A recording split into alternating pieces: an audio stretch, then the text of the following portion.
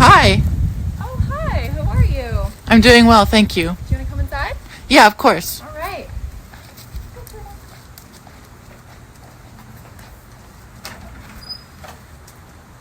Here we go. Wow, very nice house. Oh, thank you. How long have you lived here?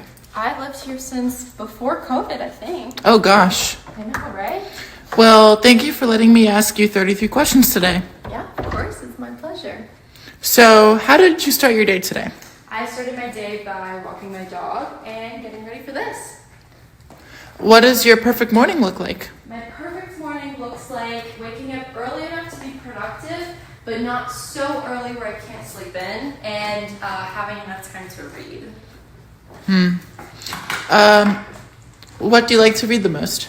I like to read novels the most, but I have no preference as to the genre.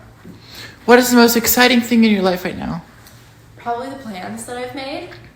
What's the most stressful part of your life right now? Exams. So, what are these plans you have?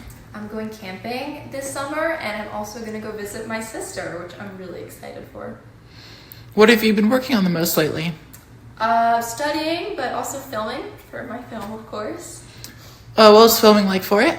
Filming was a lot of fun. I really liked that I did it with people that I knew because it made communication a lot easier. And but the only thing is that we could get a little bit distracted, but it's okay because we came out with a lot of behind the scenes takes from it. Are you going to make a bloopers reel? Definitely. Speaking of your film, tell me about it. It is a psychological drama, and it follows Amaya. She goes through something very traumatic, so it's just kind of talking about how she deals with that and what happens afterwards. Gotcha. And how would you say your product user challenge conventions? How does it represent social groups or issues? Actually, I wrote some notes about that. So my product challenges conventions of mental health. The main character, Amaya, she is pretty mentally unstable, suffering from schizophrenia, having to deal with the aftermath of her friend's death and being the one responsible for it. She deals unhealthily by suppressing her emotions and denying it occurred at all, as you can see with the gossipers that you heard in the film. And I feel like even though it would be on a small scale, people would still relate to the notion of compartmentalizing and suppressing emotions that are difficult to deal with. And the stereotypical conventions of suffering through mental health battles like this are challenged through her costuming. She still keeps a piece to herself with what she wears, and despite having gone through such a traumatic experience. Amaya's and her yellow that she wears is also representing deception, and that is her biggest problem, lying and deception. She lies to herself about what truly happened, and she uses self-deception as a problematic way to cope.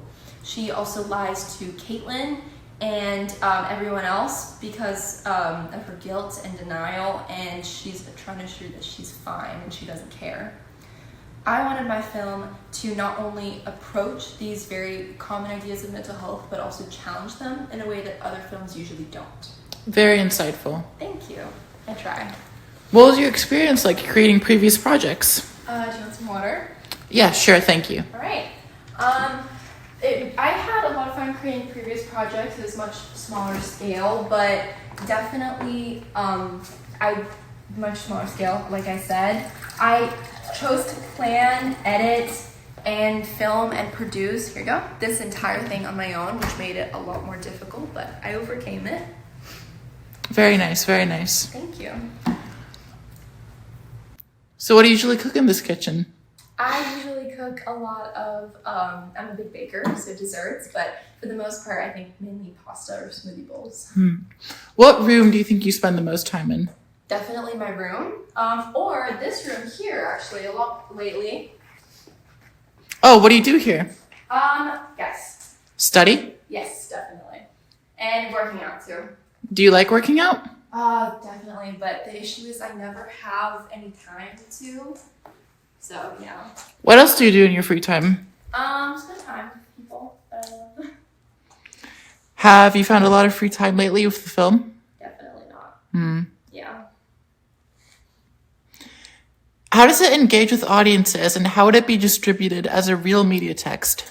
It would be distributed originally as a theatrical release in theaters.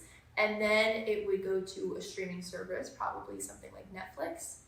It engages with the audience, hopefully in a way that they can relate to it.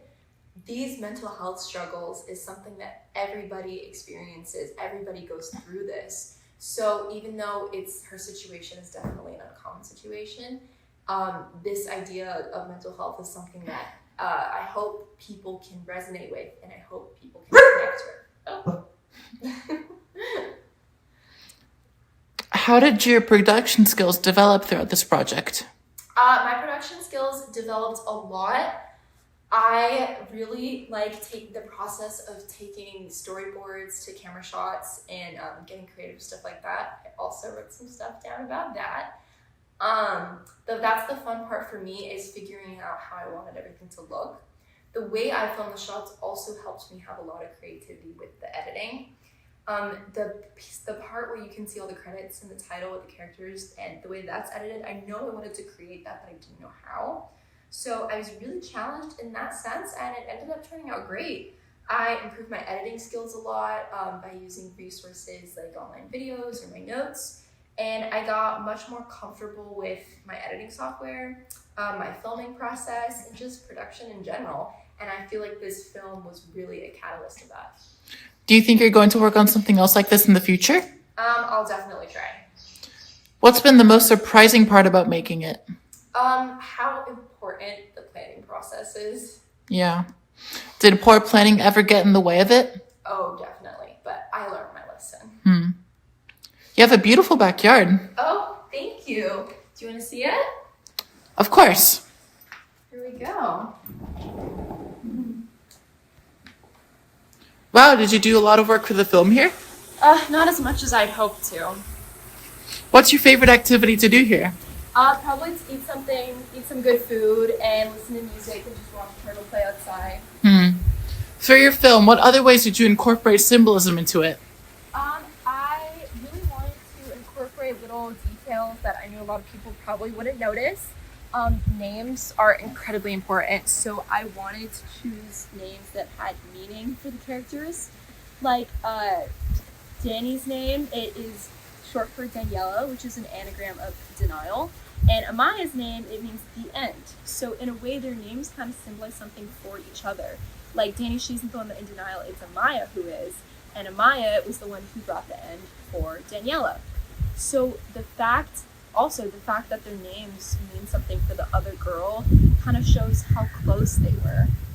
And another way that I wanted to incorporate symbolism was through color, and specifically the costuming.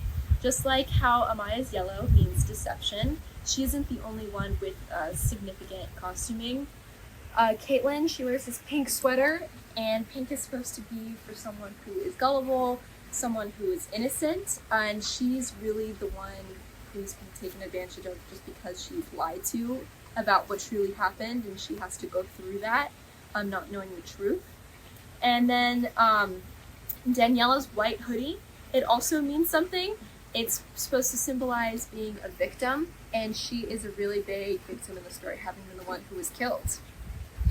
How did you integrate technologies like software, hardware, or online in this project? I used Premiere Pro for my editing, and I also used Google Drive. I used Google Drive to upload all my clips, and then I transported it with USB drive. And I filmed with an iPhone 13 camera, but honestly, it looked a lot better than I thought it was gonna do. So all of these things really helped to work together to create the best possible project. Very cool. Thank you. What was your favorite part of the project? Probably the filming, but coming up with all the little details was definitely a close second. What are you most proud of in your high school career? Definitely my journalism articles. Yeah. And what's your favorite part of writing articles? The interviewing process. Oh, just like this. Yeah, but I don't ask them 33 questions. Last question. Yes. Does cilantro taste like soap?